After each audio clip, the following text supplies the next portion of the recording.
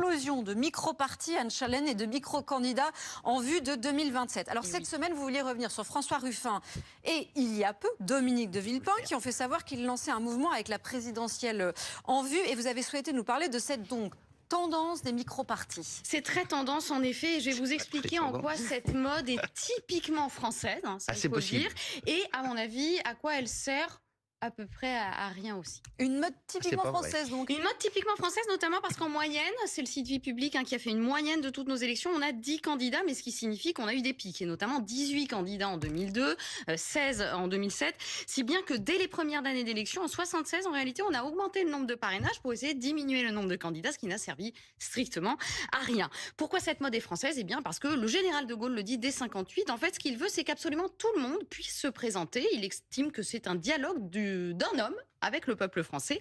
Et c'est ça que Valéry Giscard d'Estaing appelait « regarder la France dans les yeux ».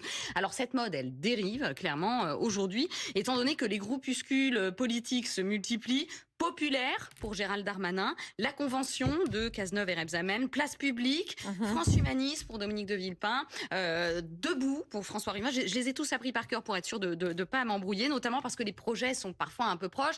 Debout pour François Ruffin, c'est une plateforme nationale de présentation des idées. Dominique de Villepin nous dit « je décide de créer un mouvement d'idées très citoyen ». Donc on voit que parfois on a du mal à ne pas s'y perdre. Mais c'est nécessaire, je vous ferai une interrogation tout à l'heure sans vos fiches. Est-ce que c'est nécessaire d'avoir sa formation politique précisément pour se lancer? Alors non, la loi de 62 est très claire. La Constitution, la loi organique, un homme seul peut tout à fait se présenter. Néanmoins, c'est sûr que c'est plus simple. Il faut non seulement des sous, parce qu'en plus il faut justifier la moindre chip, ça on le sait, par un compte de campagne, mais il y a aussi cette idée, c'est Corinne Lepage qui a fait un peu moins d'1% à une présidentielle, qui dit on peut au moins imprimer dans le débat, essayer de faire remonter une question, et c'est ça qui compte notamment. Et puis il y a d'autres éléments. Les familles politiques ne sont pas structurées à l'américaine, avec des primaires au sein de toutes les fédérations. Il y a évidemment des familles politiques à droite et à gauche qui sont un peu en train de s'effondrer. Et puis, la présidentielle, c'est aussi vu comme l'élection reine, avec des règles de temps de parole qui sont très souples et en réalité très accueillantes. Donc moi, ce que je pense, c'est qu'au fond, il faut assumer le fait que la France est un peu le banquet d'Astérix. Vous savez ce que disait le général de Gaulle. Impossible de gouverner un pays avec autant de fromage et autant de spécialités locales. Donc finalement, eh bien, c'est la loi quand on veut parler au nom de la France. Bon courage à tous. Vous en pensez quoi de Dominique de Villepin, Hervé Morin? Vous pensez qu'il est candidat? Ça y est, c'est sûr, certain? Bon, écoutez, ça en a l'air, quoi. Pour la présidentielle, je précise. Ça en a l'air. Votre candidat?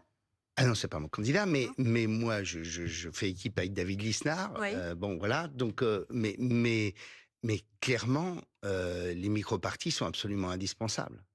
Je vous assure.